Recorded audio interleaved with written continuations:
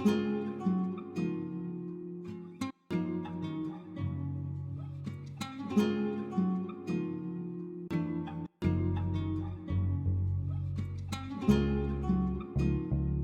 this episode, we are joined by Miss Erin Darden, Esquire. Esquire. She is a emotional intelligence and romance relationship specialist. In addition to an attorney, I'm gonna brag a little bit Yep. on your behalf because that's beautiful. We love it. Because our personal relationships have a bigger impact on our quality of life. We are quick to leave a job that is not serving us, but we're not so quick to leave those personal relationships.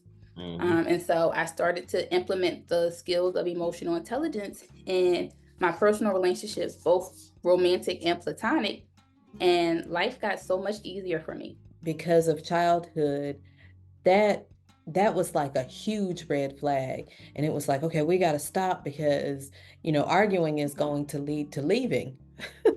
And it was that extreme for me because in my household, there wasn't any calm communication to resolve a conflict. It was, there's a knockdown, drag out, blowout, and then somebody leaves. So there are a few things that I tell people that to be careful of when you are processing, right? One is filling in the gap with misinformation. And one way that you kind of make sure that you don't do that is ask yourself, is this a fact or a feeling? Because feelings are not facts. And so is this conclusion that you came up with supported by facts that you can identify? But just know conflict is inevitable, right? There's nothing that you can do to prevent all conflict, right? Like I said earlier, it's how you deal with it that matters.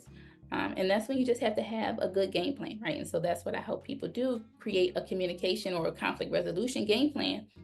Right. So even if you are a sweet wine drinker, right, don't let any of us wine snobs, right, ridicule you for liking your sweet wine. I love my right? So what you're telling me is I'm shortening myself by get that $5 bottle of wine that they have sell three for $5. Yeah. So I mean, so here's the other thing, right? Why are you getting it? Are you getting it just because you want something to drink? You thirsty?